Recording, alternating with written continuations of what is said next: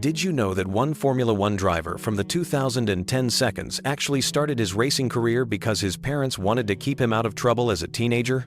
Or that another driver once had to choose between becoming a professional footballer or a racing driver? The 2010 seconds decade of Formula One was absolutely packed with incredible personalities, jaw-dropping backstories, and mind-blowing facts that most fans have never heard before. Today we're diving deep into the most shocking, hilarious, and downright unbelievable random facts about the drivers who dominated the grid during one of the most competitive decades in Formula One history. Let me start with something that will completely change how you see Lewis Hamilton. Everyone knows he's one of the greatest drivers of all time. But here's what most people don't know. Hamilton is actually terrified of flying. Yes, you heard that right. A man who regularly drives at speeds exceeding 200 miles per hour, navigating wheel-to-wheel battles with millimeters of space, is genuinely scared of getting on airplanes. This phobia developed early in his career, and he's had to work with sports psychologists to manage it. Imagine the irony. Someone who can handle the pressure of Monaco's tight corners, or Spa's high-speed sections getting nervous about commercial aviation. But Hamilton's quirks don't stop there. He's also a massive fan of meditation, and has practiced it religiously since the early 2010 seconds. Before every race weekend, he spends at least 30 minutes in complete silence, often using singing bowls and other meditation tools. His garage became famous for having a zen-like atmosphere compared to other drivers who preferred loud music or intense preparation routines. This mental training arguably played a huge role in his ability to win 4 world championships during the decade. Now let's talk about Sebastian Vettel, who dominated the early 2010 seconds with Red Bull. Here's a fact that will surprise you. Vettel is incredibly superstitious, but not in the way you might expect. While many athletes have lucky charms or rituals, Vettel has an obsession with the number of steps he takes when walking to his car. He counts every single step from the garage to the cockpit and has specific numbers he considers lucky for different circuits. At Monaco, he always takes exactly 47 steps, while at Silverstone, it's 33. His engineers learned to position his car precisely to accommodate these quirky requirements. Vettel also has an unexpected hobby that shocked the paddock when it first came to light. He's an accomplished beekeeper. Not just a casual enthusiast, but someone who maintains multiple hives and can discuss the intricacies of honey production with professional apiarists. During the off-season, he spends hours working with his bees, and he's even given honey from his own hives to other drivers as gifts. The contrast between this gentle, patient hobby and the aggressive, wheel-to-wheel racing he's known for couldn't be more striking. Fernando Alonso represents one of the most fascinating personalities of the 2010 seconds era, and his random facts are absolutely wild. Did you know that Alonso is fluent in 5 languages? Most people know about Spanish and English, but he's also conversational in Italian, French, and Portuguese. What makes this even more impressive is that he learned most of these languages not through formal education, but by spending time with different teams and immersing himself in various cultures throughout his career. His ability to switch between languages mid-sentence during press conferences became legendary among journalists. But here's where Alonso gets really interesting. He's obsessed with cycling, and not just his cross-training for Formula One. During his brief retirement from F1 in 2019, he seriously considered pursuing professional cycling. He trained with former Tour de France competitors and reached a level where he could have potentially competed in amateur racing. Circuits. His fitness regime during the 2010 seconds was legendary, with some estimates suggesting he burned over 4,000 calories during training days that combined simulator work, cycling, and strength training. Alonso also has an unusual relationship with technology. Despite being in one of the most technologically advanced sports in the world, he refuses to use social media personally. His accounts are entirely managed by his team, and he's gone on record saying that he finds the constant connectivity exhausting. He prefers handwritten letters and still sends birthday cards through traditional mail to family and close friends. Moving on to Kimi Räikkönen, the Iceman himself, whose random facts are as cool as his nickname suggests. Räikkönen holds the record for the shortest victory speech in Formula One history during the 2010 seconds. After winning the 2013 Australian Grand Prix, his entire podium interview consisted of just 8 words spread across 3 questions. But what most people don't know is that this wasn't attitude. Räikkönen actually suffers from severe social anxiety in large crowds. The confident, unflappable persona he projects is partly a coping mechanism for genuine discomfort with public attention. Here's something that will blow your mind about Raikkonen. He's secretly an incredible chef and has seriously considered opening a restaurant. During the 2010 seconds, he spent his off-seasons working in professional kitchens, learning advanced culinary techniques. His specialty is traditional Finnish cuisine, but he's also mastered French and Italian cooking. Several F1 team principals have mentioned that dinner parties at Raikkonen's house feature restaurant-quality meals that he prepares entirely himself. Raikkonen also has an unexpected creative side. He's an accomplished photographer and has had his work displayed in galleries across Finland. His preferred subjects are landscapes and wildlife, and he often disappears for days during the off-season to capture remote locations with his camera equipment. The precision and patience required for wildlife photography actually complement his racing skills in ways that surprised even him. Daniel Ricciardo brought an infectious energy to the 2010 seconds F1 grid, but his random facts reveal layers most fans never see. Ricciardo is actually a classically trained pianist and can play complex pieces by Chopin and Bach from memory. He started lessons as a child and continued practicing throughout his racing career. Hotel pianos around the world have heard impromptu performances from him during race weekends, and he's even composed original pieces inspired by different racing circuits.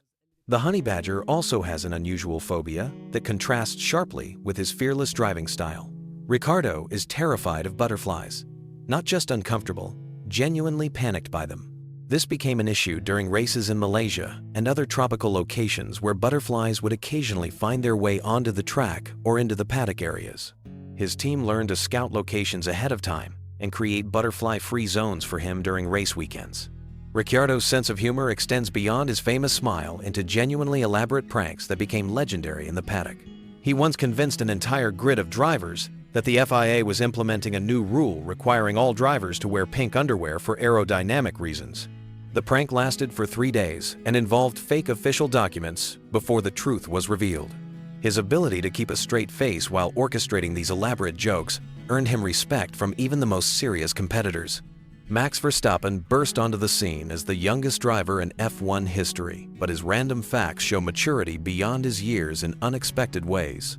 Verstappen is fluent in 4 languages and switches between them effortlessly depending on his audience. What's remarkable is his ability to express complex technical concepts about car setup in each language with equal precision. Engineers from different teams have noted that his technical vocabulary in German is as sophisticated as native speakers. Here's something most people don't know about Verstappen racing. He's an incredible sim racing talent, but not just in Formula One games. He's competed at professional levels in endurance racing simulations, rally games, and even flight simulators. During the 2010 seconds, he regularly competed in online championships under pseudonyms and won multiple titles without revealing his identity. The hand-eye coordination and split-second decision-making that make him successful in real racing translate perfectly to virtual environments. Verstappen also has an unusual relationship with sleep. He's naturally nocturnal and performs his best physical and mental training between 10 p.m. and 2 a.m. His team had to completely restructure traditional training schedules to accommodate his natural rhythm. This actually gives him an advantage in certain time zones, particularly during Asian races where his peak alertness aligns perfectly with afternoon race times. Nico Rosberg's championship-winning 2016 season was the culmination of years of preparation, but his random facts reveal obsession levels that bordered on the extreme. Rosberg analyzed telemetry data for an average of 6 hours per day during the 2015 and 2016 seasons. But it wasn't just his own data. He studied every single lap from every driver on the grid, looking for micro-improvements in technique. He created spreadsheets with thousands of data points comparing braking zones, throttle application, and steering inputs across different weather conditions and tire compounds. What makes this even more interesting is Rosberg's approach to mental preparation. He practiced meditation but combined it with visualization techniques borrowed from Olympic athletes. He would spend hours mentally rehearsing entire race weekends, including press conferences, technical meetings, and even casual conversations with other drivers. This mental rehearsal was so detailed that he often experienced race weekends as familiar rather than stressful. Rosberg also maintained detailed journals throughout the 2010 seconds, writing several pages every day about everything from technical observations to emotional responses to media interactions. These journals which total thousands of pages, provide an unprecedented insight into the mental journey of becoming a world champion. After retiring, he's considered publishing excerpts but hasn't committed to sharing what he describes as deeply personal reflections. Valtteri Bottas might seem like the quiet, steady teammate, but his random facts reveal a surprisingly adventurous personality. Bottas is an accomplished mountain climber and has scaled peaks across Europe during off-seasons. What's remarkable is his approach to climbing mirrors his racing philosophy, meticulous preparation, combined with calculated risk-taking. He's completed several technical climbs that require advanced mountaineering skills, not just hiking to scenic viewpoints. Bottas also has an unexpected artistic side. He's a skilled woodworker and has crafted furniture pieces that could easily sell in high-end galleries. His precision with hand tools and ability to visualize three-dimensional problems translate directly from his technical understanding of race car aerodynamics. Several of his fellow drivers own furniture pieces created in his home workshop. The relationship between Bottas and coffee goes far deeper than casual enjoyment. He's a certified barista and understands coffee production from bean selection through roasting and brewing. During race weekends, he often prepares coffee for team members using equipment he travels with.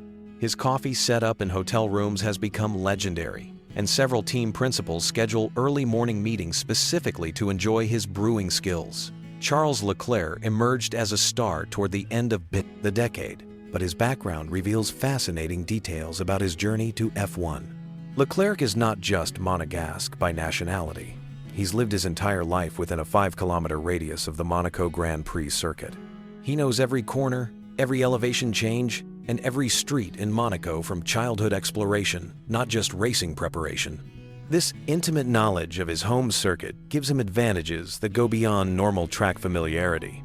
What many people don't realize about Leclerc is his musical ability. He's a classically trained pianist who reached near professional levels before focusing entirely on racing. His piano compositions often reflect the rhythm and flow of different racing circuits. He's written pieces inspired by Spa, Monza, and Silverstone that capture the unique character of each track through musical interpretation.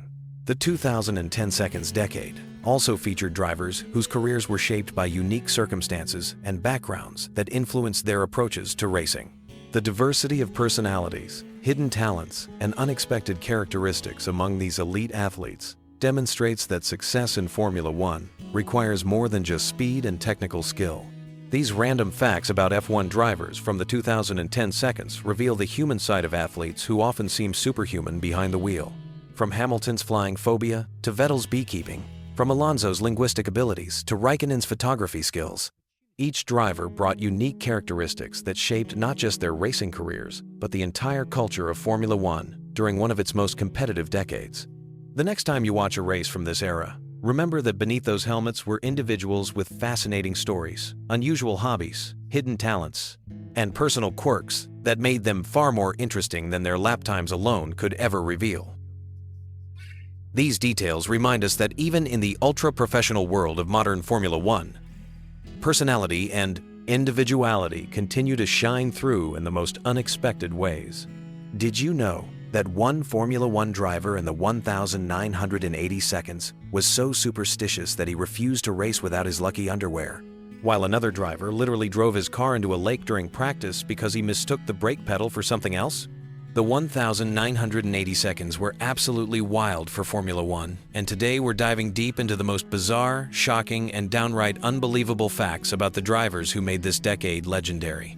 Welcome back to the channel, Speed Demons! If you're obsessed with Formula One history like I am, you're going to love what we've got in store today. We're pulling back the curtain on the most outrageous personalities, jaw-dropping incidents, and mind-blowing stories from the drivers who ruled the tracks in the 1,980 seconds. Trust me, by the end of this video, you'll never look at modern F1 drivers the same way again. But before we jump into the madness, make sure you hit that subscribe button and ring the notification bell because we drop fresh Formula One content every single week, and you definitely don't want to miss what's coming next. Let's start with perhaps the most legendary driver of the 1,980 seconds, Ayrton Senna. Now, everyone knows Senna was incredibly talented, but here's something that might blow your mind. Senna was so obsessed with perfection that he would spend hours before each race visualizing every single corner of the track in excruciating detail. But here's the kicker. He would do this while listening to classical music at maximum volume through headphones. His teammates thought he was going insane, but Senna claimed that the combination of visualization and overwhelming sound helped him achieve a trance-like state that made him virtually unbeatable on race day. Speaking of obsessions, Alain Prost had one of the most unusual pre-race rituals in Formula One history. The French driver, known for his calculated approach to racing, would eat exactly 7 almonds before every single race. Not 6, not 8, but precisely 7. If he couldn't find exactly 7 almonds, he would refuse to get in the car. His mechanics once had to drive to 3 different stores in Monaco just to find the right type of almonds, because Prost claimed that different varieties affected his concentration levels. But let's talk about the real wild cards of the decade. Nelson Piquet, the Brazilian 3-time world champion, was notorious for his pranks and psychological warfare tactics. During the 1986 season, Piquet discovered that his main rival was terrified of spiders. So, what did he do? He started placing fake spiders in strategic locations around the paddock, including one memorable incident where he put a realistic-looking plastic spider on his rival's steering wheel just minutes before qualifying. The psychological games worked so well that Piquet won the championship that year. Did you know that several drivers in the 1,980 seconds were secretly dating the same supermodel? I'm talking about a love triangle that would make modern reality TV look boring. The supermodel in question was reportedly seeing 3 different Formula One drivers simultaneously, and none of them knew about the others until they all showed up to the same nightclub in Monaco after the 1987 Grand Prix. The confrontation that followed became the stuff of paddock legend, with one driver allegedly challenging another to settle their differences with a race using rental cars through the streets of Monte Carlo at 3 in the morning. Let's shift gears and talk about some of the more dangerous personalities of the era. There was one driver who shall remain nameless for legal reasons, but let's call him Driver X. This guy was so reckless off the track that he once drove his streetcar backwards down a busy highway in Italy just to see if he could make it to the next exit without causing an accident. The Italian police were not amused, and the incident nearly cost him his Formula One license. Speaking of dangerous behavior, the 1,980 seconds were the era when drivers would literally party until dawn before race day and still somehow manage to perform at superhuman levels. There's a famous story about a group of drivers who spent the entire night before the 1984 Monaco Grand Prix at a casino, drinking champagne and playing poker. One of them won so much money that he bought a yacht the next morning, drove it around Monaco harbor during the race warm-up, and then went on to finish on the podium that afternoon. The level of natural talent these guys possessed was absolutely insane. But not every driver was living the party lifestyle. Some were complete perfectionists who took their craft to almost obsessive levels. There was one driver who would arrive at the circuit exactly 4 hours and 37 minutes before every practice session, no matter what. He would then follow the exact same routine, eating the same breakfast, wearing the same cologne, and even counting his steps from the hotel to the garage. His teammates thought he was nuts, but this routine helped him achieve some of the most consistent lap times in Formula One history. The technology of the 1,980 seconds also created some absolutely bizarre situations. Unlike today's cars with their advanced telemetry and communication systems, drivers back then were basically flying blind once they left the pits. This led to some incredible improvisation and split-second decision-making that would be impossible in modern Formula One. There's a story about one driver who realized mid-race that his fuel gauge was broken, so he started calculating his fuel consumption by counting his heartbeats and estimating his lap times based on his pulse rate.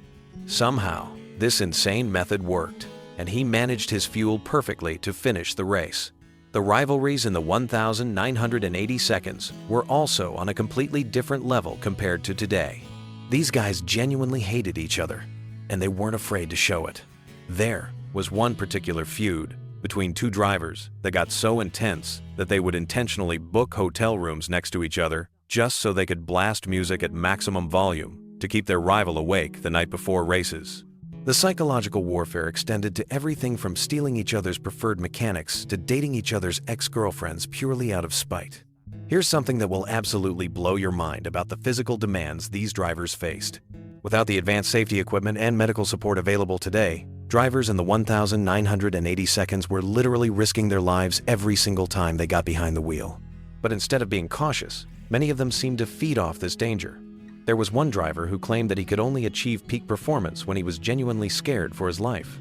He would deliberately put himself in the most dangerous situations possible during practice sessions, pushing his car beyond its limits until his hands were shaking from adrenaline. His theory was that if he could master his fear during practice, the actual race would feel easy by comparison. The social dynamics of the 1,980 seconds Formula One paddock were also incredibly different from today. Drivers, mechanics, team owners, and media all mingled together in ways that would be unthinkable in the modern era.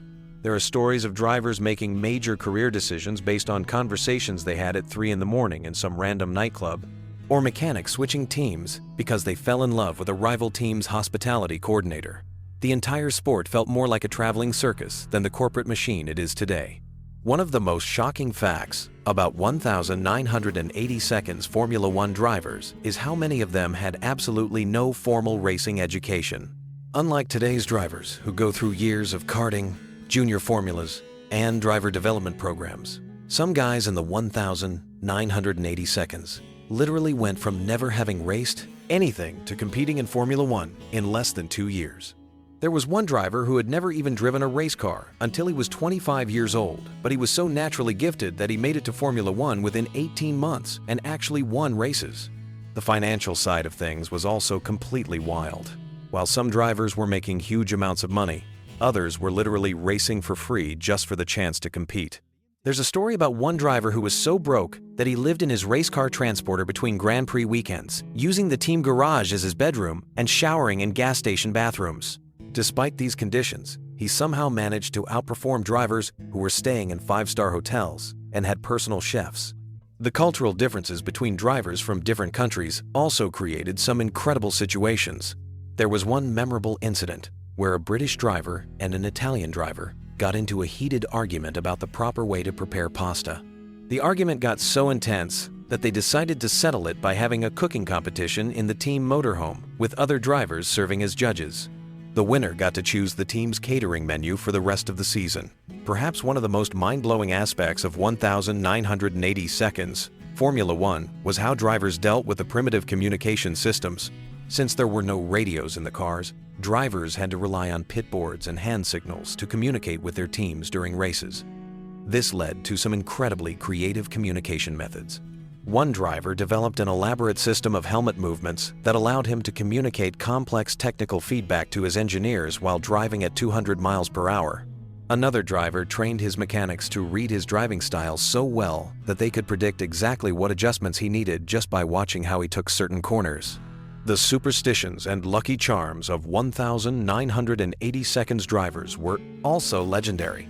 Beyond the lucky underwear and 7 almonds we mentioned earlier, there were drivers who carried everything from childhood teddy bears to vials of dirt from their hometown tracks.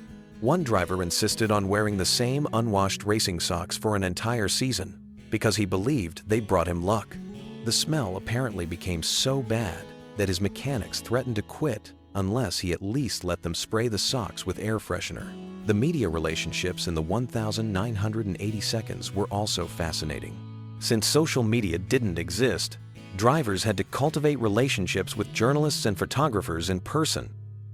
This led to some incredible behind-the-scenes access that would be impossible today. Journalists would literally travel with the drivers, staying in the same hotels and attending the same parties.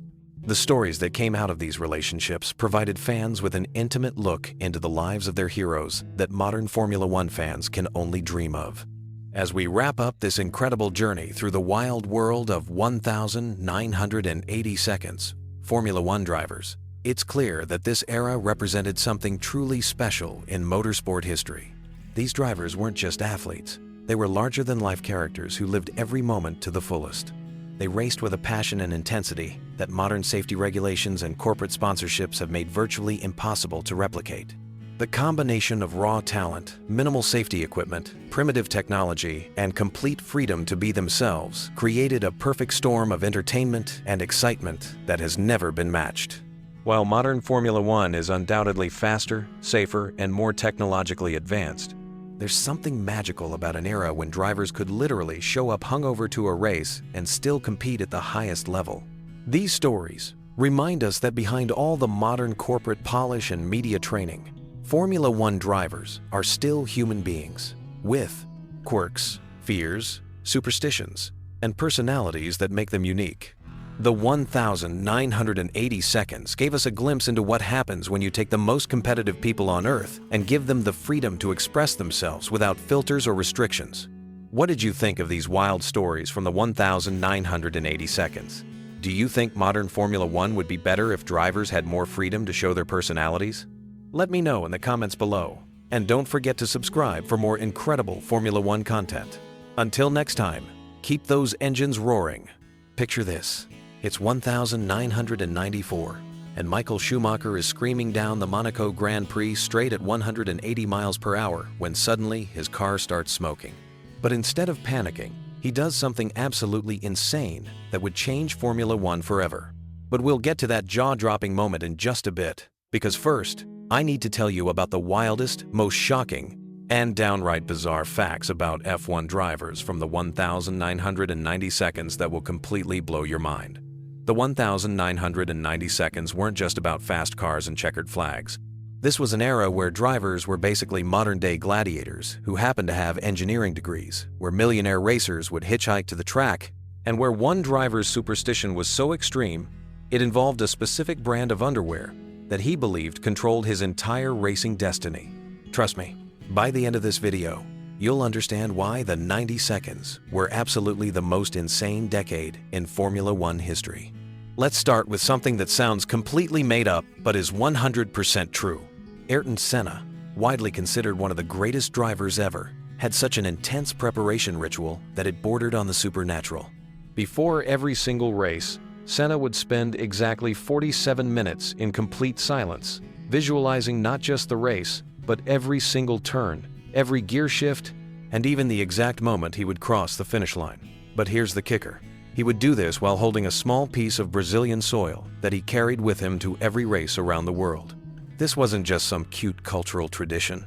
Senna genuinely believed that this dirt connected him to his homeland and gave him supernatural racing abilities. Other drivers started noticing that Senna's performance seemed almost otherworldly during races, and word got out about his unusual pre-race ritual. Soon, drivers from all over the grid started developing their own bizarre superstitions, creating what insiders called the Senna effect throughout the entire Formula One community. But Senna's quirks didn't stop there. The Brazilian legend had such an obsession with precision that he would arrive at racetracks 3 days early, not to practice driving, but to personally walk every single inch of the circuit. He would count his steps, measure distances between barriers, and even taste the asphalt to determine grip levels. Yes, you heard that right. Ayrton Senna would literally lick racetracks to gain competitive advantages. Now, while Senna was licking pavement, his biggest rival Alain Prost was dealing with his own set of unusual challenges. Prost, known as the Professor for his calculated racing style, had a secret that would shock even modern F1 fans. Despite being one of the most successful drivers in history, Prost was terrified of flying, not just nervous, absolutely petrified.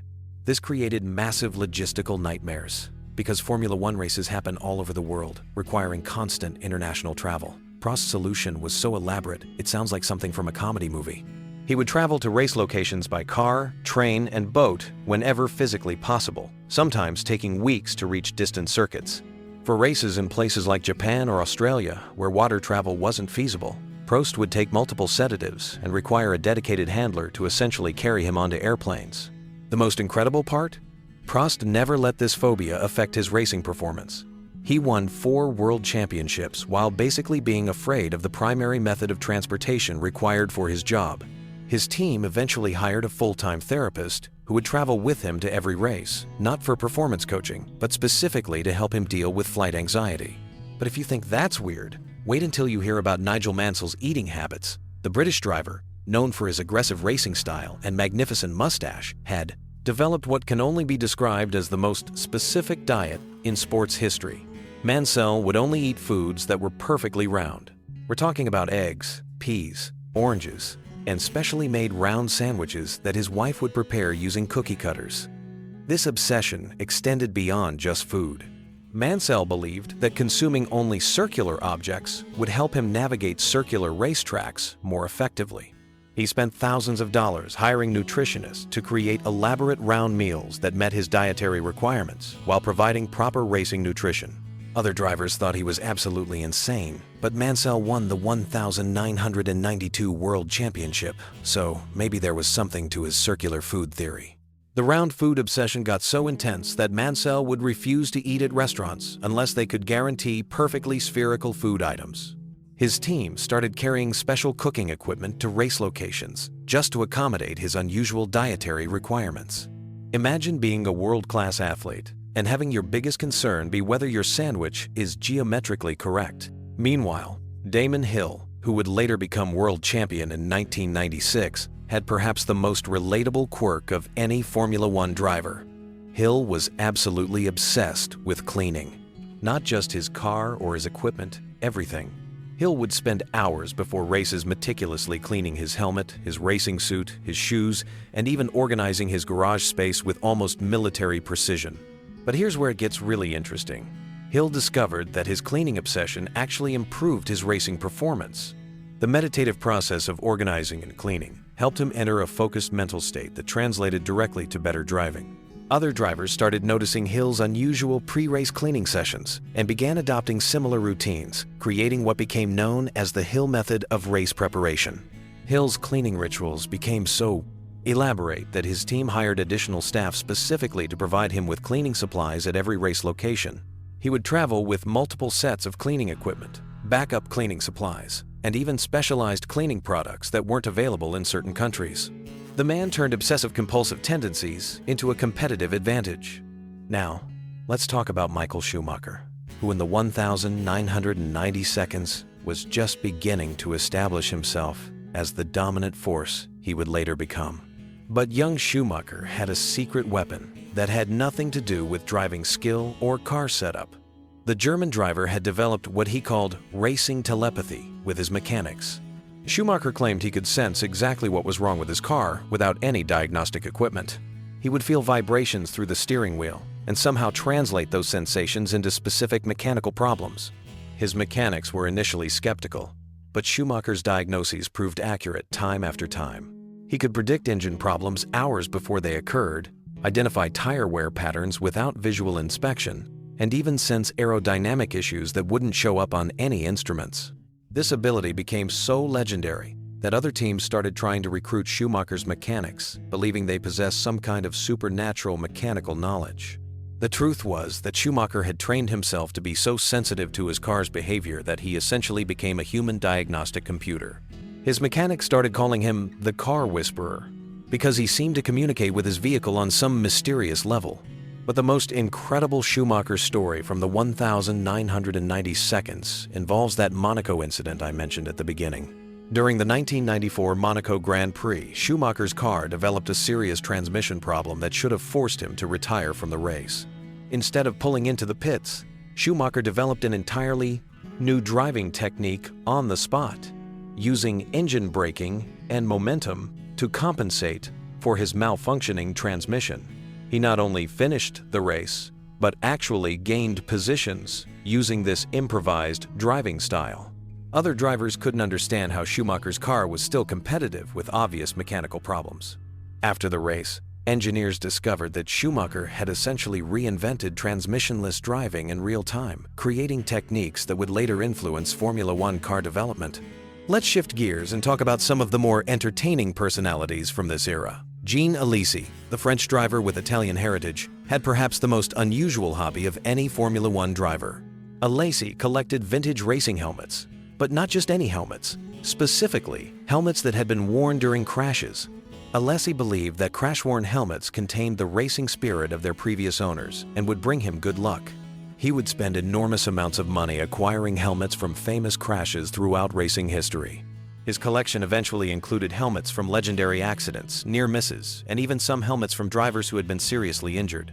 Other drivers thought this was incredibly morbid, but Alesi insisted that these helmets helped him understand the limits of racing and reminded him to respect the dangers of the sport.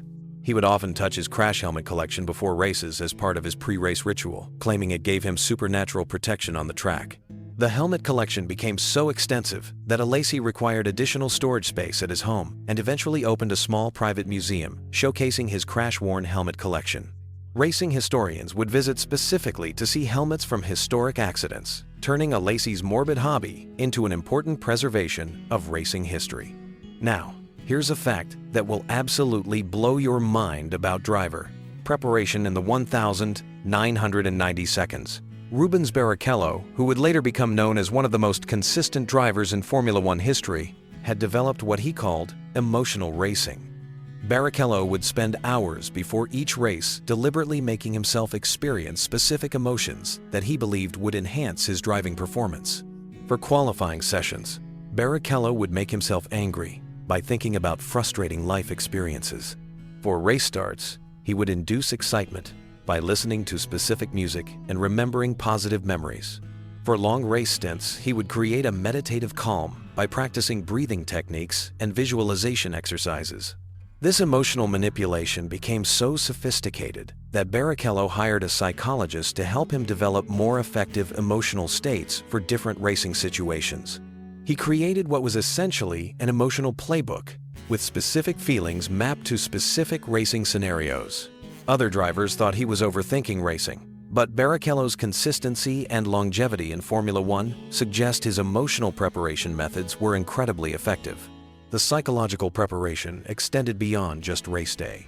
Barrichello would spend weeks before each race creating detailed emotional narratives for different race scenarios.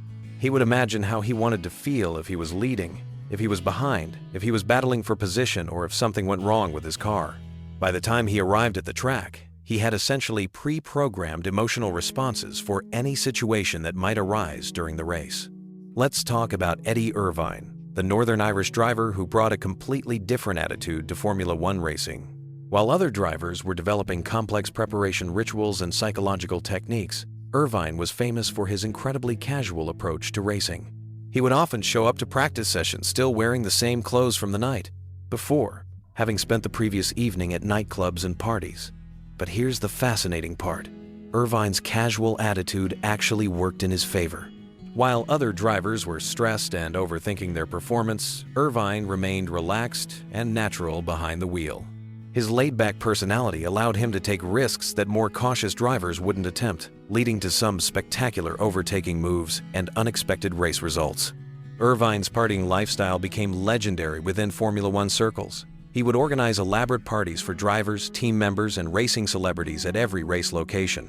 These gatherings became so popular that attendance at an Irvine party was considered a status symbol within the Formula One community.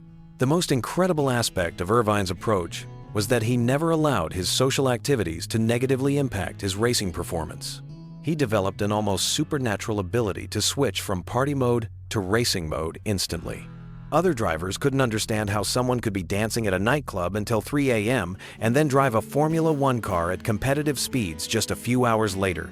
Speaking of unusual approaches to racing, let's discuss Mika Hakkinen, the Finnish driver who would dominate the late 1,990 seconds. Hakkinen had developed what he called ice racing mentality, based on his experience driving on frozen lakes in Finland during the winter months. Hakkinen believed that driving on ice taught him to remain calm in situations where other drivers would panic. He would deliberately seek out the most challenging driving conditions during practice sessions, believing that if he could handle difficult situations calmly, normal racing conditions would feel easy in comparison. This ice racing background gave Hakkinen an almost supernatural ability to drive in wet weather conditions. While other drivers would struggle with rain-soaked tracks, Hakkinen would often post his fastest lap times during wet practice sessions. His smooth, controlled driving style was perfectly suited for low-grip conditions that other drivers found terrifying. The Finnish approach to racing became influential throughout the Formula One grid. Other drivers started studying Hakkinen's techniques and even traveling to Finland during the off-season to experience ice racing firsthand.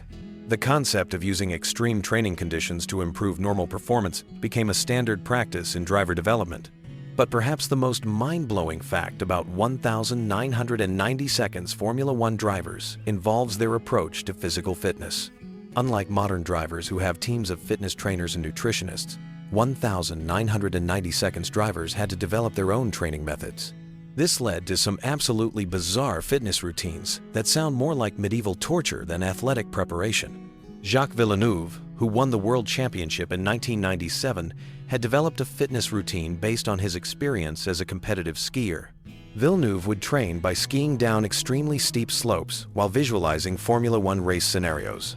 He believed that the combination of high-speed decision-making and physical balance required for extreme skiing directly translated to better racing performance. During the racing season, when snow skiing wasn't possible, Villeneuve would simulate skiing conditions by rollerblading down steep hills while wearing weighted vests and carrying additional equipment. Other drivers thought this was incredibly dangerous, but Villeneuve insisted that the risk and physical demands of his training routine prepared him for the mental and physical challenges of Formula One racing. The ski training became so important to Villeneuve's preparation that he would travel to mountain locations during race weekends, sometimes skiing just hours before qualifying sessions. His team initially tried to discourage this practice, worried about injury risks, but Villeneuve's performance improved so dramatically that they eventually supported his unconventional training methods. Now, let's reveal the most shocking fact about 1,990 seconds Formula One drivers that hardly anyone knows. Several drivers from this era had secret agreements to share technical information between different teams. This wasn't industrial espionage. It was a gentleman's agreement to help improve overall safety and performance across the entire grid. Drivers would meet privately after races to discuss setup techniques, share observations about track conditions, and even exchange information about car behavior in different situations. This informal information sharing network helped less funded teams compete more effectively against larger operations and contributed to the incredibly competitive racing throughout the decade. The secret information sharing extended beyond just technical data. Drivers would share strategies, discuss psychological preparation techniques, and even help each other with personal problems that might affect racing performance. This created a brotherhood among competitors that doesn't exist in modern Formula One, where information security is much more strictly enforced. As we wrap up this incredible journey through the wild world of 1,990 seconds Formula One drivers, it's clear that this era produced some of the most unique, talented, and downright bizarre personalities in racing history. From Senna's track-licking precision to Schumacher's mechanical telepathy, from Mansell's round food obsession to Irvine's party-hard racing philosophy, these drivers proved that there's no single path to success in Formula One.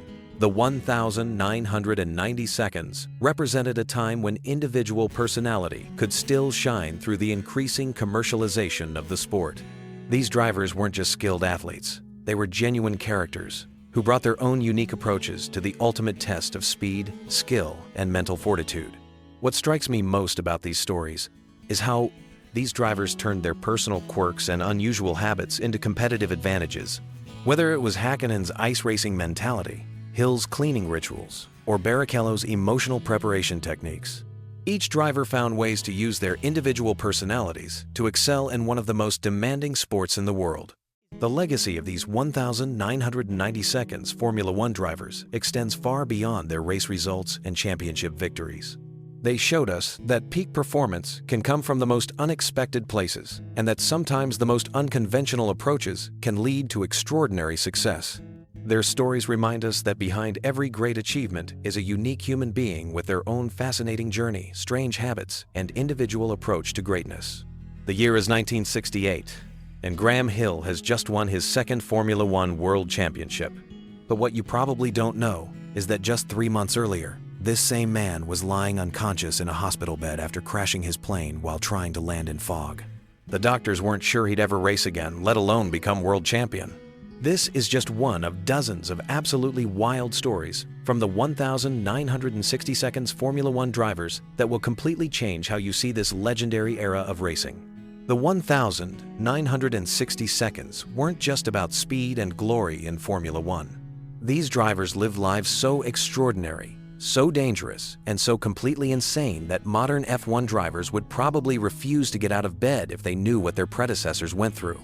We're talking about an era where drivers would smoke cigarettes during pit stops, race with broken bones, and some even flew their own planes to races just hours before competing at 180 miles per hour. Today we're diving deep into the most shocking, unbelievable, and downright crazy facts about Formula One drivers from the swinging 60s. Trust me, by the end of this video, you'll understand why this decade produced some of the most legendary figures in motorsport history and why their stories read more like action movie scripts than real life. Let's start with Jim Clark, widely considered one of the greatest drivers who ever lived. This Scottish farmer's son wasn't just fast on the track, he was practically supernatural. But here's what most people don't know about Clark. He was so superstitious that he would never start a race if he saw a single magpie. If he spotted one magpie on race day, he'd spend precious minutes before the start looking for a second one, because according to Scottish folklore, one magpie means sorrow, while two means joy. Race officials would sometimes have to delay starts because Clark was frantically scanning the skies for birds. Even more bizarre, Clark had this habit of talking to his car during races. Not just casual comments, but full conversations. Other drivers would see him in his cockpit, lips moving constantly, having what appeared to be heated discussions with his Lotus. When asked about it, Clark would just shrug and say the car told him what it needed. Considering he won 25 Grand Prix races and 2 World Championships, maybe his car was actually talking back. But Clark's strangest quirk involved his racing boots. He owned only one pair throughout his entire Formula One career, and they were falling apart by 1965. The soles were completely worn through, held together with tape and determination. His team begged him to get new boots, offering to buy him the finest racing footwear money could buy. Clark refused every time, insisting these boots were lucky. He wore those same deteriorating boots when he won his first championship in 1963 and his second in 1965. Tragically, he was wearing those same boots when he died in a crash at Hockenheim in 1968. Now let's talk about Graham Hill, the man who literally defined what it meant to be a racing gentleman in the 1,960 seconds. Hill was famous for his perfectly waxed mustache and impeccable manners, but beneath that polished exterior was someone absolutely certifiably insane about danger. We mentioned his plane crash earlier, but that's just scratching the surface of Hill's death-defying lifestyle. Hill didn't just race cars, he collected dangerous hobbies like other people collect stamps. He was an accomplished aerobatic pilot, performing loops and barrel rolls in vintage aircraft just for fun. He raced speedboats competitively, setting several water speed records. He even took up motorcycle racing in his spare time, competing in amateur events around England just because Formula One weekends weren't exciting enough. But here's the kicker about Graham Hill. He was absolutely terrified of spiders. This man who would drive wheel to wheel at Monaco without breaking a sweat, who would fly upside down in a biplane just for laughs, would literally run screaming from a bathroom if he saw a spider. His teammates discovered this during the 1965 season and started pranking him mercilessly. They'd put fake spiders in his helmet, in his car, even in his hotel rooms. Hill never found it amusing, but he took the ribbing like a gentleman, all while plotting elaborate revenge schemes involving much larger fake spiders placed in his teammates' beds. The most incredible Hill story involves the 1,969 Monaco Grand Prix. Hill was leading the race with just a few laps to go when his Lotus developed a fuel leak. Instead of pitting and losing the race, Hill made the insane decision to continue driving while gasoline poured into his cockpit. By the final lap, he was literally sitting in a pool of fuel, one spark away from becoming a human torch. When he crossed the finish line to win, his racing suit was completely soaked in gasoline. The victory celebration had to be delayed, while Hill was hosed down by fire marshals. When reporters asked him about the danger, Hill just adjusted his mustache and said, "Well, it was rather warm in there." Jackie Stewart, the Flying Scotsman, was probably the smartest driver of the 1,960 seconds when it came to safety, which makes his pre-race rituals absolutely hilarious. Stewart was obsessed with safety equipment and track conditions, constantly pushing for better barriers and medical facilities. He was the first driver to wear a custom-fitted helmet and was always checking his safety harness twice before every session. But Stewart had this bizarre superstition about his socks. He believed that wearing mismatched socks would bring him luck, so for every single race of his career, he deliberately wore 2 different colored socks. His left foot might have a red sock while his right foot had a blue one. He'd spend serious time each race morning carefully selecting which mismatched combination would bring him the most luck that weekend. His wife had to buy socks in dozens of different colors just to keep up with his superstitious sock requirements. Stewart also had an unusual relationship with food on race weekends. He was convinced that eating the same breakfast before every race would guarantee good performance. His magical meal consisted of 2 soft-boiled eggs, 1 slice of white toast cut diagonally, and exactly half a grapefruit. If any element was wrong, if the eggs were too hard or the toast wasn't cut properly, Stewart would refuse to eat and would go into the race completely fasting rather than risk breaking his ritual. The most endearing Stewart fact involves his relationship with fans. Despite being incredibly focused and professional, Stewart had a secret habit of collecting small stuffed animals that fans would give him.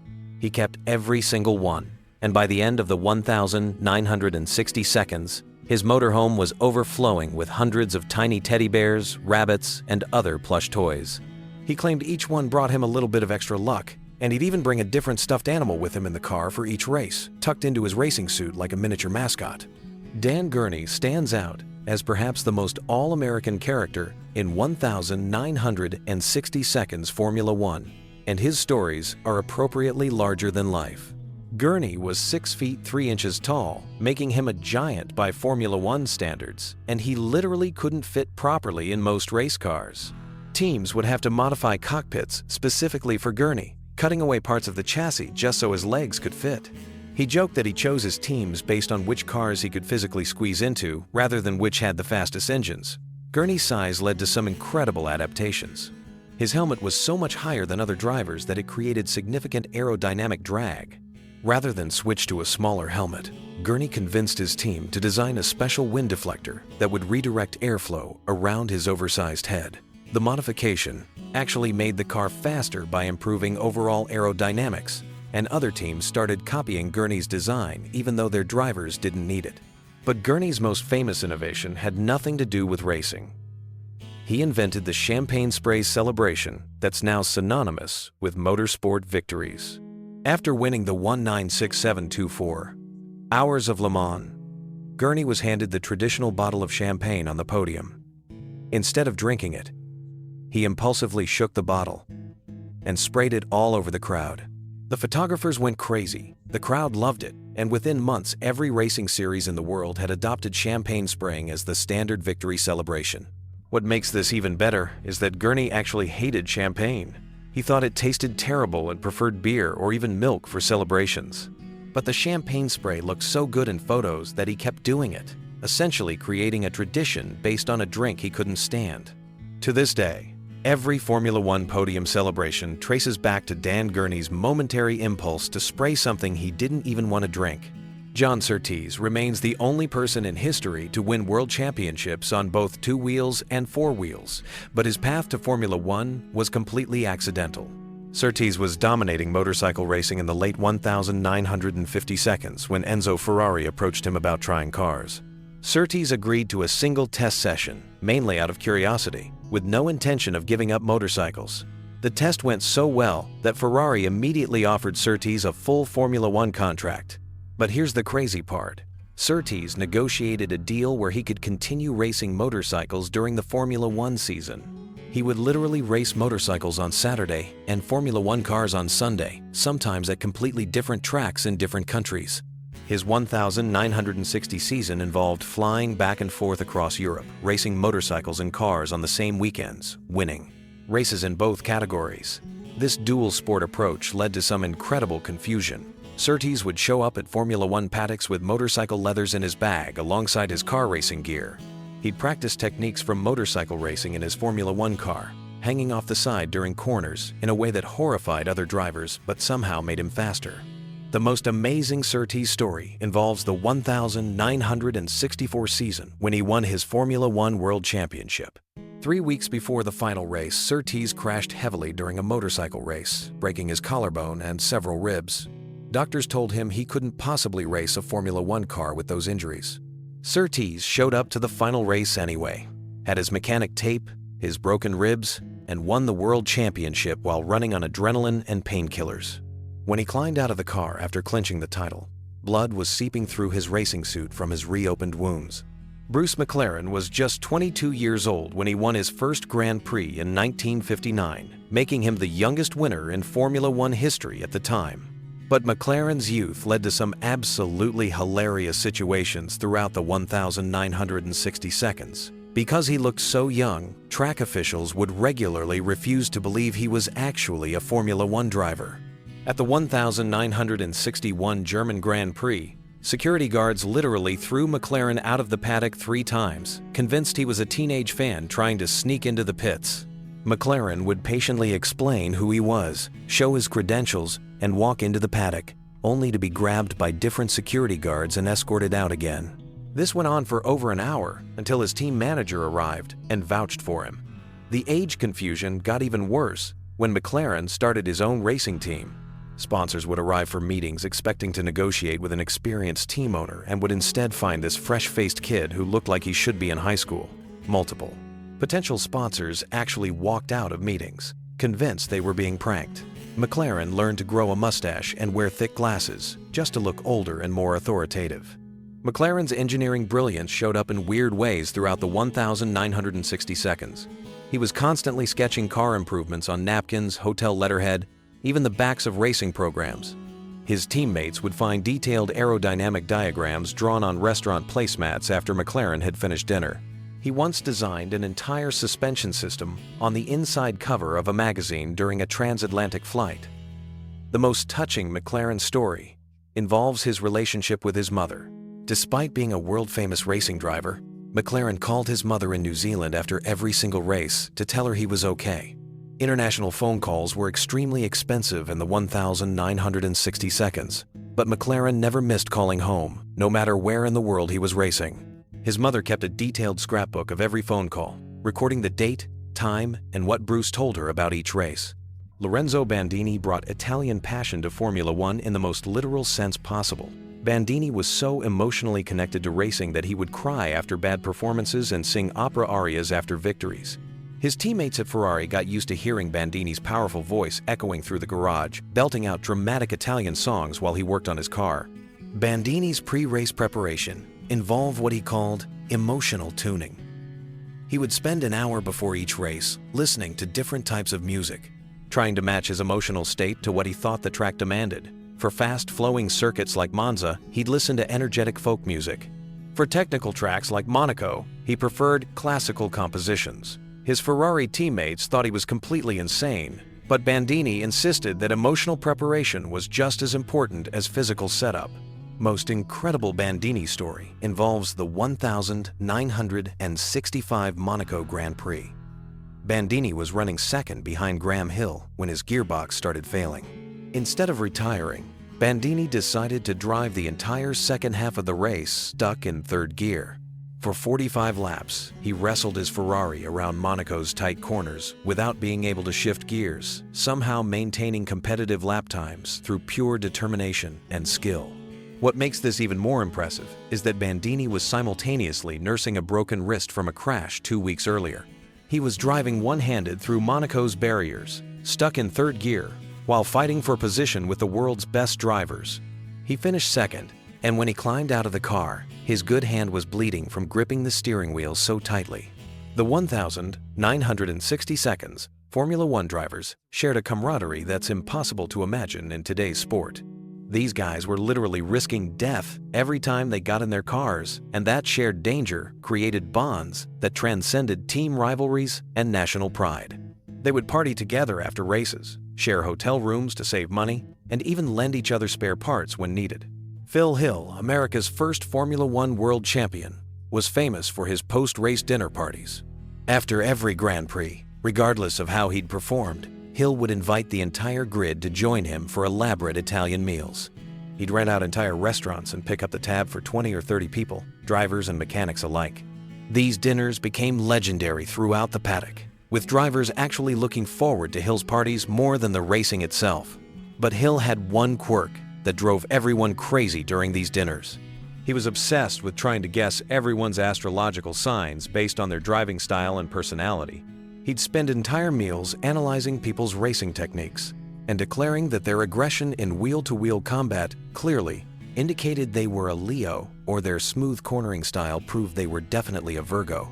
Hill took this so seriously that he kept detailed notes on every driver's birthday and racing characteristics, convinced he could predict performance based on planetary alignments. The danger of 1960 seconds Formula One created some incredibly touching moments of friendship and support. When Jim Clark died in 1968, Graham Hill personally flew to Scotland to serve as a pallbearer at Clark's funeral. Hill and Clark had been fierce rivals on track, fighting for championships and victories throughout the decade. But off track, they were close friends who genuinely cared about each other's well-being. Hill later said that losing Clark was like losing a brother, and the tragedy motivated him to become even more involved in driver safety initiatives. The same competitive spirit that drove these men to risk everything on track also drove them to protect each other off track. As we wrap up this journey through the incredible world of 1,960 seconds Formula One drivers, it's clear that this era produced characters unlike anything we see in modern motorsport. These weren't just drivers, they were larger-than-life personalities who lived every moment with intensity and passion that matched their driving styles. From Jim Clark's conversations with his car to Graham Hill's spider phobia, from Jackie Stewart's mismatched socks to Dan Gurney's accidental champagne tradition, these stories remind us that behind every helmet was a human being with quirks, fears, superstitions, and dreams. They raced in an era when safety was an afterthought and death was a constant companion, yet they found ways to inject humor, friendship, and genuine joy into their dangerous profession. The 1,960 seconds Formula One drivers gave us more than just racing victories and championship titles. They gave us stories that continue to inspire and entertain decades later, reminding us that the greatest legends aren't just defined by their achievements, but by the character and humanity they bring to their pursuit of greatness.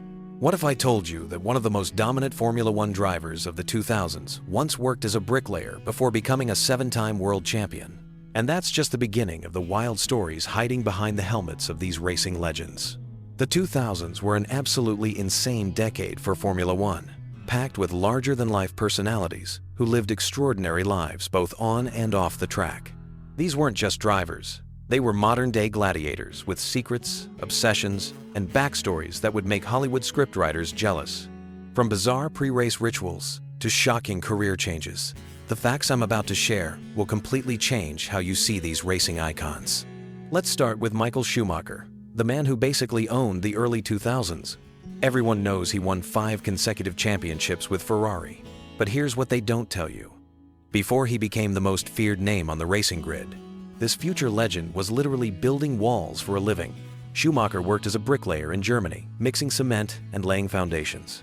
The same hands that would later grip steering wheels at 200 miles per hour were once covered in mortar and dust. It's the ultimate rags to riches story that proves talent can emerge from anywhere. But Schumacher's working-class background wasn't his only quirk. The guy was absolutely obsessed with soccer, specifically supporting FC Köln with religious devotion. During race weekends, he would actually schedule his training sessions around soccer matches so he could watch his team play. Imagine being worth millions, traveling the world, racing the fastest cars ever built, and still planning your entire weekend around a soccer game. That's dedication to your roots, right there. And speaking of obsessions, Schumacher had this incredibly specific pre-race ritual that bordered on superstition. He would always put on his racing suit in exactly the same order. Left boot first, then right boot, helmet adjusted 3 times, and he had to be the last driver to get into his car. Every single race, without exception.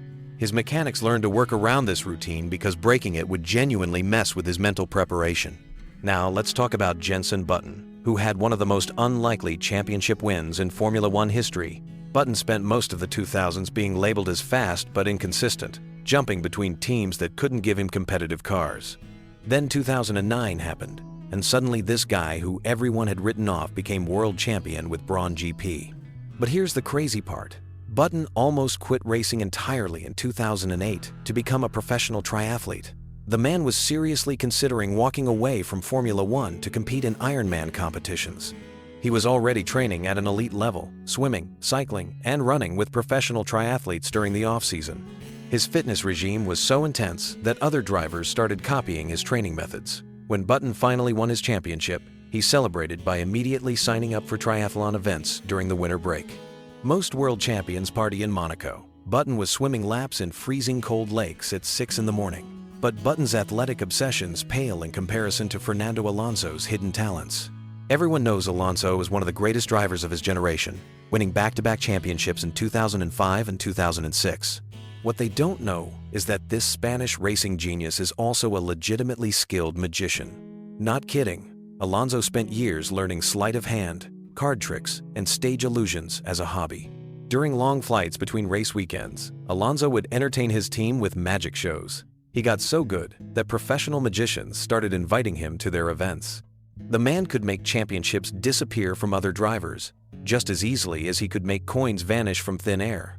There's something poetic about a guy who mastered the art of illusion, also being able to pull impossible overtaking moves out of nowhere on the racetrack. Alonso also had this weird relationship with languages that bordered on academic. By the end of the 2000s, he was fluent in Spanish, English, Italian, and French, and was actively learning German and Portuguese. He would conduct interviews in different languages depending on which country he was racing in, not because he had to, but because he enjoyed the mental challenge. Other drivers needed translators. Alonso was essentially his own United Nations delegation. Lewis Hamilton entered Formula One in 2007 and immediately turned the sport upside down. But before he became the face of modern racing, Hamilton had a secret that his team desperately tried to keep quiet. He was absolutely terrible with technology. This guy could handle the most advanced racing cars on the planet, with computer systems that NASA would be jealous of, but he couldn't figure out how to use a smartphone properly. His McLaren mechanics had to create special simplified interfaces for all his electronic devices because Hamilton would constantly break or lose his phones, laptops, and gaming systems. They eventually assigned someone whose entire job was managing Hamilton's technology problems. The irony of someone who could master multi-million-dollar racing technology but couldn't send a text message without help was not lost on his team. Hamilton also had this fascinating obsession with studying racing footage that went way beyond normal preparation. He would spend entire nights analyzing onboard camera footage from other drivers, not just watching their racing lines, but studying their body language, their steering inputs, even how they breathed during different parts of the lap. His team called it his detective mode because he would pick up on tiny details that even professional analysts missed. Kimi Räikkönen, the legendary Iceman, lived up to his nickname in ways that went far beyond his calm driving style. This Finnish racing machine had a pre-race routine that was the complete opposite of every other driver on the grid. While everyone else was getting hyped up, visualizing their race strategy and pumping themselves with adrenaline, Räikkönen would literally take a nap. Not a quick rest, a full deep sleep right up until 30 minutes before the race start. His mechanics would have to wake him up and help him get dressed because he'd be so relaxed he could barely function. The man treated Formula One races like afternoon naps, and somehow this approach helped him win the 2007 World Championship. Imagine sleeping through all the pre-race chaos and then waking up to drive wheel to wheel at 200 miles per hour. Räikkönen also had zero interest in the celebrity aspects of Formula One. While other drivers were attending fashion shows and dating supermodels, he would disappear to his home in Finland to chop wood, go ice fishing, and basically live like a hermit. He owned a massive forest property where he would spend weeks without speaking to another human being. Just him, some basic tools, and complete silence. The contrast between this simple lifestyle and the glamorous world of Formula One was absolutely mind-blowing. Felipe Massa, the Brazilian driver who came heartbreakingly close to winning the 2008 championship, had a pre-race ritual that was part meditation, part performance art. Massa would spend exactly 23 minutes before each race sitting in complete darkness, not thinking about racing strategy or car setup, but visualizing himself as a child playing with toy cars in his bedroom. He said this mental exercise helped him remember why he fell in love with racing in the first place, stripping away all the pressure and politics to focus on pure joy of driving fast. His Ferrari mechanics learned to respect this routine absolutely. No interruptions, no questions, just 23 minutes of Massa connecting with his inner child before going out to battle for race wins. Massa also collected vintage toy cars from the 1,980 seconds and 1,990 seconds, and he would bring different ones to each race weekend as good luck charms. His garage looked like a museum of childhood memories, with carefully preserved die-cast models lined up next to million-dollar racing equipment. The juxtaposition was surreal, but somehow perfectly captured the playful spirit that made Massa such a beloved figure in the sport. Robert Kubica, the Polish driver who showed incredible promise before his career was derailed by injuries, had a mathematical mind that was absolutely extraordinary. While other drivers relied on their team's data analysis, Kubica would perform complex calculations in his head during races, computing optimal braking points, fuel consumption rates, and tire degradation patterns while driving at maximum speed. His engineers were initially skeptical until they realized his mental calculations were more accurate than their computer simulations. Kubica could predict lap times, fuel levels, and strategic windows with uncanny precision, all while battling other drivers at insane speeds. It was like having a human computer behind the wheel, processing information faster than the actual computers in the garage. Kubica also spoke 6 languages fluently and had a degree in mechanical engineering, making him one of the most intellectually gifted drivers ever to compete in Formula One. He would often correct his own engineers during technical briefings, pointing out flaws in their calculations, or suggesting improvements to car setup based on his mathematical analysis. The combination of raw driving talent and scientific brilliance made him absolutely unique. Mark Webber, the Australian driver who spent most of the 2000s fighting for race wins with Red Bull, had a fear that nobody in Formula One talks about. He was genuinely terrified of flying. This might seem impossible for someone whose job required constant international travel, but Webber would get physically sick before every flight between race weekends. His solution was to become an expert in aviation safety, studying aircraft maintenance, weather patterns, and flight statistics until he knew more about commercial aviation than most pilots. Webber transformed his fear into knowledge and eventually became one of the most well-informed travelers in the Formula One paddock. He would brief other drivers on flight safety and even help some teams improve their travel arrangements. The 2000s also gave us some incredible underdog stories that most people never heard. Jarno Trulli, the Italian driver known for his incredible qualifying speed, had a side career as a professional winemaker.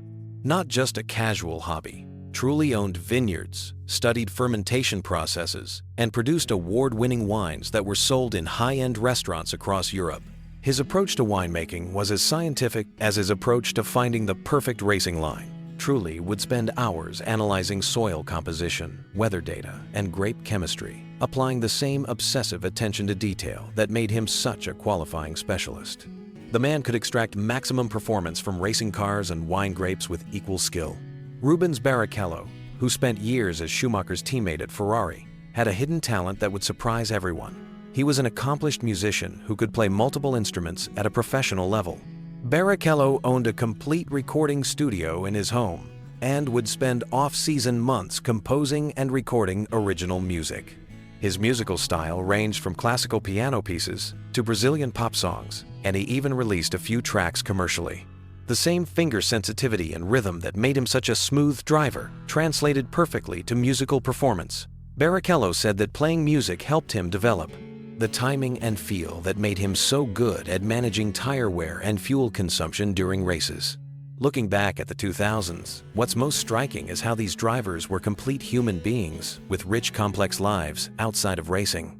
They weren't just athletes. They were craftsmen, artists, intellectuals, and dreamers who happened to be incredibly gifted at driving fast cars.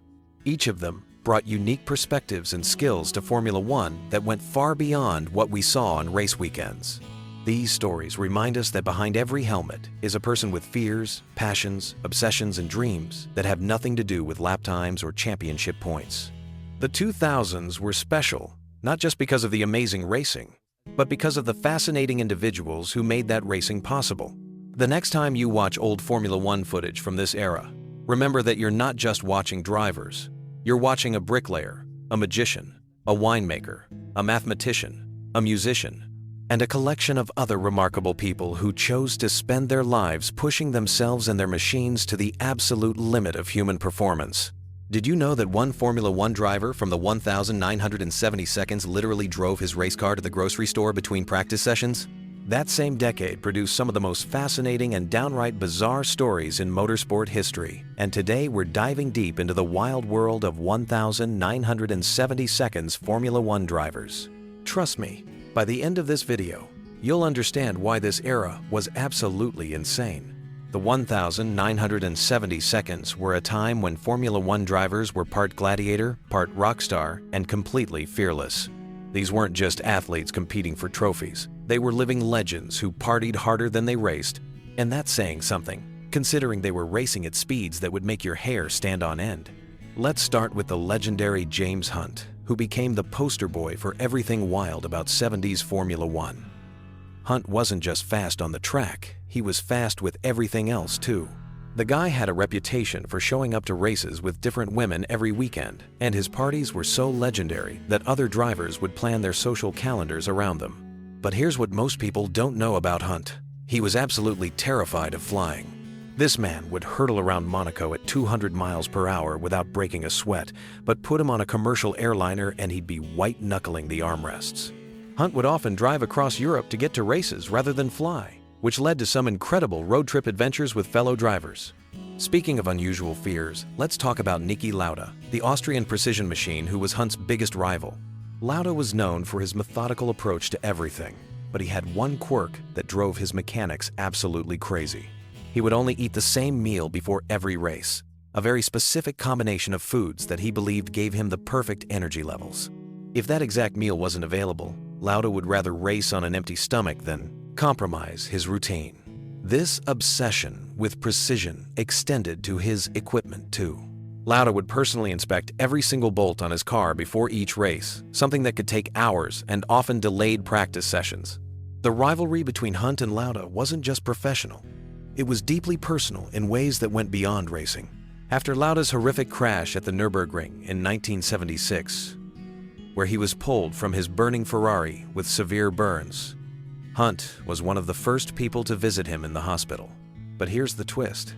Hunt showed up with a bottle of champagne and insisted they celebrate Lauda surviving the crash. Most people thought Hunt was being insensitive, but Lauda later said it was exactly what he needed. Hunt refused to treat him like a victim, and that gesture actually helped Lauda mentally prepare for his incredible comeback just 6 weeks later. Now, let's talk about some of the more eccentric characters from this era. Clay Regazzoni, the Swiss driver known as the last of the gentleman racers, had a peculiar superstition that he shared with almost no one. Before every race, Regazzoni would write a letter to his mother, seal it in an envelope, and keep it in his racing suit pocket during the race. He never mailed these letters. He would burn them after each race weekend.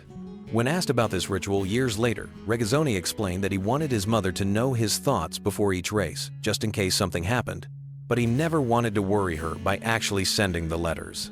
The Brazilian driver Emerson Fittipaldi brought a completely different energy to the 70s Formula One scene. Fittipaldi was deeply spiritual and would meditate for exactly 20 minutes before every qualifying session and race.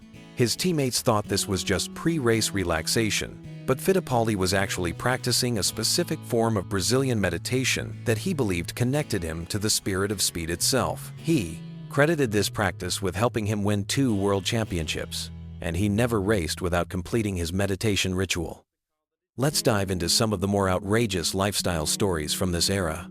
Jody Scheckter, the South African driver who would later win the world championship, was known for his incredible appetite for adventure outside of racing. During the off-season, Scheckter would disappear for weeks at a time, going on solo camping trips in the most remote parts of Africa. He would drive himself into the wilderness with minimal supplies and live off the land. Other drivers thought he was crazy, but Scheckter said these trips kept him grounded and reminded him what real danger felt like, making Formula One seem less intimidating by comparison. The French driver Patrick Depailler had perhaps the most unique training regimen of any driver in the 70s.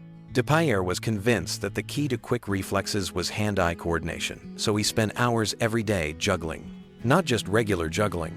Depailler would juggle while riding an exercise bike, while standing on one foot, and even while walking around the paddock between practice sessions. Other drivers initially mocked him for this unusual training method, but Depailler's reflexes were genuinely exceptional, and several drivers eventually adopted similar coordination exercises into their own training routines. Mario Andretti, the American racing legend, brought Hollywood glamour to Formula One in the 70s, but he also brought some distinctly American quirks. Andretti insisted on having a specific brand of American chewing gum available at every race weekend, and he would chew exactly 3 pieces during each race. His reasoning was that the chewing motion helped him stay alert and focused during long races. The gum had to be a specific flavor, too. Anything else would throw off his concentration. Andretti's gum ritual became so well known that fans would throw packs of his preferred brand onto the track during victory celebrations. The Swedish driver Ronnie Peterson was known as one of the most naturally gifted drivers of his generation, but he had a secret that he kept hidden from most people in the paddock.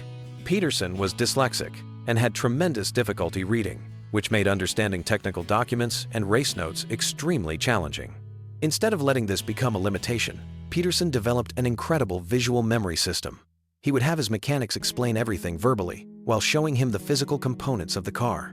Peterson could remember the exact location and function of hundreds of parts just by looking at them once, a skill that amazed even the most experienced mechanics. Let's talk about some of the more dangerous stunts these drivers pulled outside of racing. Carlos Reutemann, the Argentine driver, was an accomplished polo player who continued playing throughout his Formula One career. The problem was that polo is an incredibly dangerous sport in its own right, and Reutemann would often show up to race weekends with polo-related injuries. His team managers were constantly worried that he would seriously injure himself playing polo and miss races, but Reutemann insisted that polo actually improved his racing by sharpening his competitive instincts and improving his balance and coordination. The lifestyle differences between drivers from different countries created some hilarious cultural clashes. When Japanese driver Hiroshi Fuchida joined the Formula One scene in the mid-70s, he was shocked by how casually European drivers treated safety protocols. Fuchida came from a background where every safety rule was followed to the letter, but he found Formula One drivers doing things like smoking cigarettes while working on their cars or skipping safety briefings to socialize. However, Fuchida also brought his own unique practices that confused his European colleagues. He would bow to his car before every race and thank it afterward, regardless of the results. Other drivers initially found this strange, but many came to respect the ritualistic respect Fuchida showed for his equipment. The party culture of 70s Formula One was legendary, but some drivers took it to extremes that seem almost unbelievable today. During the Monaco Grand Prix weekend, several drivers would rent yachts in the harbor and host floating parties that would go until dawn. These weren't just casual get-togethers. They were elaborate affairs with live music, celebrity guests, and enough alcohol to stock a small bar. The amazing thing is that many of these same drivers would then go out and qualify on pole position the next day, apparently unaffected by their nighttime activities. The relationship between drivers and the media was completely different in the 70s.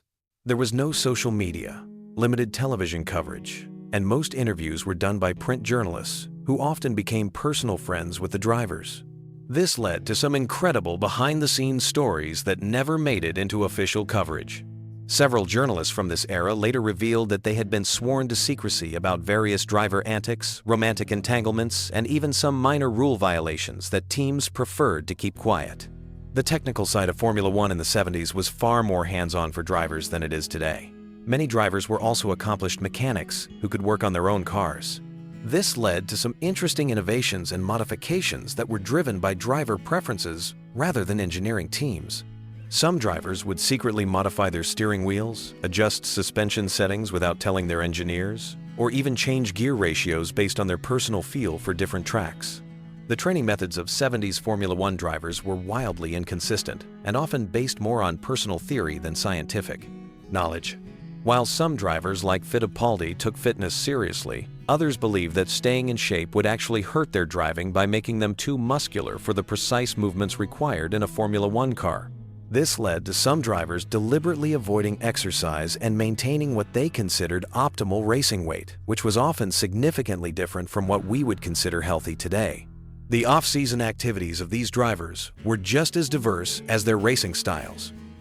Some would disappear completely from the racing world, traveling to remote locations or pursuing completely unrelated interests. Others would stay connected to motorsport by competing in other series or working as driving instructors. A few drivers used their off-seasons to pursue business ventures, often investing in restaurants, clothing lines, or even other racing teams. The mental approach to danger in 70s Formula One was fundamentally different from today's safety-conscious mindset. Drivers accepted that serious injury or death was a real possibility every time they got in the car, and this acceptance influenced everything from their lifestyle choices to their racing strategies. Some drivers developed elaborate superstitions and rituals to cope with this constant risk, while others adopted a fatalistic attitude that led them to live each day as if it might be their last. The legacy of these 70s Formula One drivers extends far beyond their racing achievements. They established many of the traditions and cultural elements that still define Formula One today, from the glamorous lifestyle to the intense rivalries to the global appeal of the sport. Their stories remind us of an era when Formula One was rawer, more dangerous, and arguably more exciting than the highly regulated sport we know today. These drivers weren't just athletes, they were pioneers who helped transform Formula One from a niche European sport into the global phenomenon it became. Their personalities, quirks, and adventures created the foundation for the sport's enduring appeal and continue to influence how we think about racing and competition today. Picture this. A man walks into a casino in Monte Carlo, loses everything at the roulette table, then drives to the Monaco Grand Prix circuit and wins the race the very next day. Sounds like fiction, right? Well, that actually happened in the 1,950 seconds, and it's just the tip of the iceberg when it comes to the absolutely wild world of early Formula One drivers. These weren't just racers. They were daredevils, aristocrats, part-time farmers, and complete lunatics who treated death like a casual acquaintance.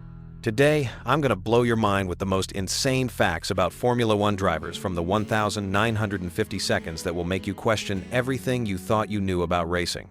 Before we dive into this rabbit hole of automotive madness, let me set the scene for you.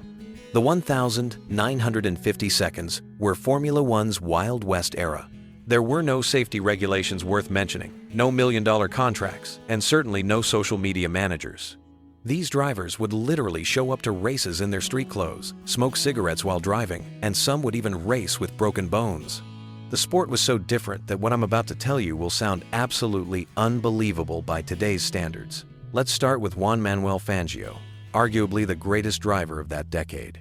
This Argentine legend won 5 world championships, but here's what nobody tells you about him. Fangio was kidnapped by Cuban revolutionaries just hours before the 1958 Cuban Grand Prix. Instead of being terrified, he spent the entire kidnapping giving his captors racing tips and discussing cars. When they finally released him, he was so relaxed that he attended a party thrown by his kidnappers before flying home. The man was literally kidnapped and turned it into a social networking opportunity. But Fangio's weirdness doesn't stop there. He had this bizarre ritual where he would never eat on race days until after the race was over. He believed that having food in his stomach would make him drive more cautiously, because he'd be afraid of losing his meal if he crashed. So this 5-time world champion would race on an empty stomach, sometimes for over 2 hours in sweltering heat, just because he thought hunger made him more aggressive, and apparently it worked. Now, let me tell you about Mike Hawthorne, Britain's first Formula One world champion. This guy was the definition of a gentleman racer, but with a twist that would make James Bond jealous. Hawthorne would show up to races wearing a bow tie and looking like he was heading to a cocktail party rather than risking his life at 150 miles per hour. But here's the kicker. He was also a part-time mechanic who would work on other drivers' cars between practice sessions, sometimes even helping his own competitors fix problems that could help them beat him. Hawthorne had this incredible habit of befriending every driver on the grid, including his biggest rivals. He would literally share technical secrets with other teams, lend money to struggling drivers, and once famously gave his spare engine to a competitor whose car had broken down. In today's cutthroat Formula One world, this would be considered professional suicide, but Hawthorne saw racing as a gentleman's sport where honor mattered more than winning at all costs. Speaking of gentleman racers, let's talk about Prince Bira of Thailand. Yes, you heard that right. An actual prince was racing in Formula One during the 1,950 seconds. Prince Birabongse Banu de Banu Bond, thankfully shortened to Prince Bira, was Thai royalty who decided that ruling a country was boring compared to racing cars. This guy would fly his own private plane to races, often bringing his entire royal entourage, complete with servants and chefs. But Prince Bira wasn't just playing around with daddy's money. He was genuinely fast and competed seriously for over a decade. The bizarre part was that he would conduct royal duties between practice sessions. Imagine seeing a driver take a phone call from government ministers about state affairs, then hop in his car and go racing. He once had to leave a race early because there was a political crisis in Thailand that required his immediate attention. Talk about work-life balance issues. Now, here's where things get really wild. Alberto Ascari, the Italian legend who won back-to-back championships in 1952 and 1953, had what can only be described as the most bizarre crash superstition in motorsport history. Ascari refused to race if he saw certain combinations of numbers on his way to the track. If his hotel room number, his starting position, and the date added up to what he considered an unlucky combination, he would literally not show up to the race. This wasn't just casual superstition. Ascari had elaborate mathematical formulas that he would use to calculate whether a race day was safe for him. His team had to hire mathematicians to help figure out hotel bookings and starting positions that would keep Ascari happy. The really spooky part is that when he finally ignored his superstitions and raced anyway, he died in a testing accident just days later. Whether you believe in that stuff or not, it's definitely unsettling. But let's talk about the absolute madman of 1,950 seconds Formula One, Stirling Moss. This British driver never won a world championship, but he's remembered as one of the greatest drivers ever, and for good reason. Moss would race anything with wheels and an engine. In 1955 alone, he competed in Formula One, sports car racing, touring car racing, and hill climbs. But here's the insane part. He would often race in multiple categories on the same weekend. Moss once drove from London to Italy overnight, competed in a hill climb in the morning, then drove to another track and raced in a sports car event in the afternoon, then flew to Monaco for Formula One practice the next day. The man treated Europe like his personal racing playground and would literally hop between countries chasing different formula races. Modern Formula One drivers complain about flying from Monaco to Canada, DHL. Moss was doing road trips between races just for fun. What made Moss even more incredible was his approach to car setup. While other drivers relied on mechanics and engineers, Moss would personally adjust every bolt, spring, and gear ratio on his car. He had an almost supernatural ability to feel what the car needed and would make microscopic adjustments that other drivers couldn't even detect. His mechanic said it was like watching a musician tune an instrument. Moss could sense things about the car's behavior that were invisible to everyone else. Here's something that will blow your mind about the danger levels in 1,950 seconds Formula One. Giuseppe Farina, the very first Formula One world champion in 1950, once crashed so hard that he was thrown completely out of his car and landed in a spectator area. Instead of being rushed to a hospital, he got up, dusted himself off, walked back to the pits, grabbed the spare car, and finished the race. This happened multiple times throughout his career. The man was basically indestructible. Farina had this terrifying habit of driving with his arms fully extended and his head tilted back, looking like he was lounging in a chair rather than driving a race car. Other drivers said it looked like he was taking a nap while going 150 miles per hour, but somehow, this relaxed driving style made him incredibly smooth and fast.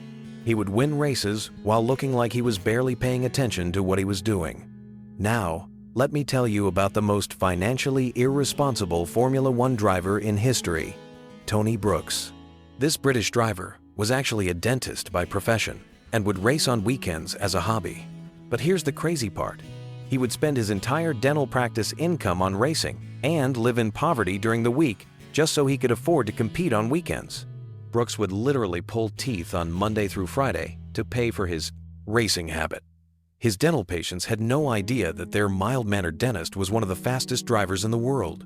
He would finish drilling cavities on Friday afternoon, then drive all night to reach the racetrack for Saturday practice. The man was living a complete double life and somehow managed to be successful at both careers. The financial desperation of some drivers led to incredible creativity. Peter Collins, who tragically died in 1958, started his career by literally selling everything he owned to buy a race car. When he ran out of money for gas, he would siphon fuel from other cars in parking lots. When he couldn't afford tires, he would race on completely bald tires until they literally fell apart on the track. Collins once showed up to a race with tires that were so worn you could see the inner tubes through the rubber. The race officials told him he couldn't compete because his car was unsafe. So Collins borrowed a bicycle pump from a spectator and pumped up his tires to maximum pressure, which made the worn rubber bulge out just enough to hide the worst damage. He not only got approved to race, but he finished in the points. That's the kind of resourcefulness that you just don't see in modern Formula One. Let me tell you about the most superstitious driver grid in motorsport history. The 1,950 seconds Formula One paddock was like a collection of walking good luck charms and bizarre rituals. Froilán González, the Argentine driver known as the Pampas Bull, would never start a race without carrying a small bag of soil from his family farm in Argentina. He believed that having a piece of home with him would protect him from crashes. Gonzalez would also refuse to speak to anyone on race day until after the race was over.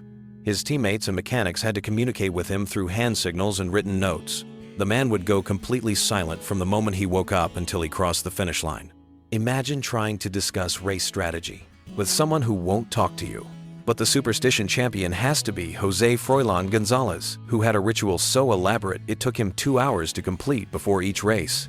He would arrange his racing gear in a specific pattern, eat exactly 7 almonds, drink water from a cup that belonged to his grandfather, and then walk around his race car exactly 13 times while saying a prayer in Spanish. If anyone interrupted this ritual, or if he lost count of his laps around the car, he would start the entire process over from the beginning. The really amazing thing about these 1,950 seconds drivers was their versatility. Modern Formula One drivers are specialists who focus exclusively on Formula One racing, but the drivers of the 50s were like Swiss Army knives of motorsport. Take Louis Rosier, a French driver who would compete in Formula One on Sundays and then spend the rest of the week racing motorcycles, driving buses, and even competing in bicycle races. Rosier once showed up to a Formula One race on a motorcycle because his car had broken down on the way to the track. He literally rode his bike onto the circuit, bought a ride in someone else's car, and finished the race in the points.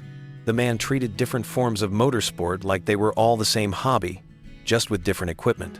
Here's something that would never happen in modern Formula One: drivers helping their competitors during races.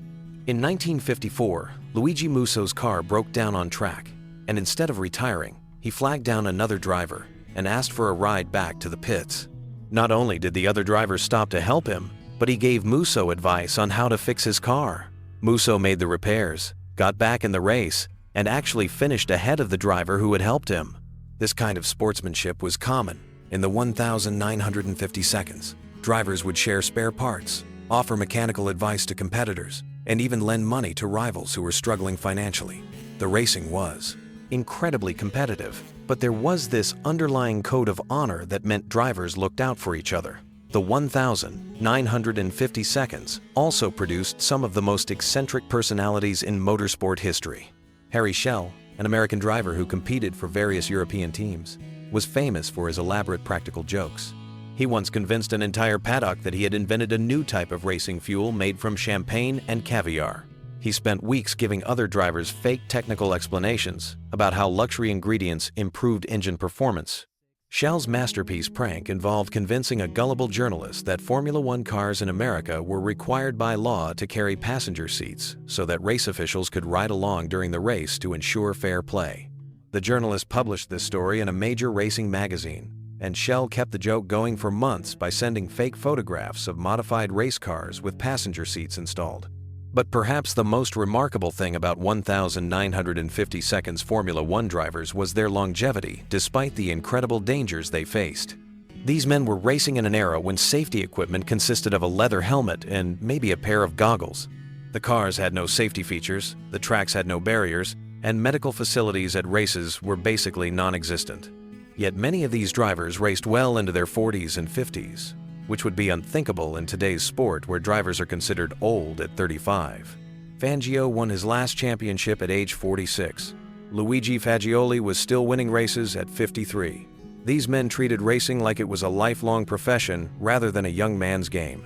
The dedication of these drivers extended beyond just showing up to races. Many of them were deeply involved in the technical development of their cars, working alongside engineers and mechanics to push the boundaries of automotive technology. They weren't just athletes, they were inventors, innovators, and pioneers who helped create the foundation of modern motorsport. What strikes me most about these 1,950 seconds Formula One drivers is how different their relationship with fame was compared to today's drivers. There was no social media, no PR managers, no carefully crafted public images. These men were exactly who they appeared to be. Passionate, slightly crazy individuals who loved racing more than anything else in the world. They raced for the pure joy of competition, not for massive paychecks or global fame. Most of them had day jobs and treated Formula One as an expensive hobby rather than a career. Yet their passion and dedication created some of the most memorable moments in motorsport history and established Formula One as the premier racing series in the world. These weren't just racing drivers, they were characters. adventurers, and legends who lived life at full throttle, both on and off the track. Their stories remind us that sometimes the most incredible achievements come from people who are just crazy enough to chase their dreams, regardless of the risks or obstacles in their way.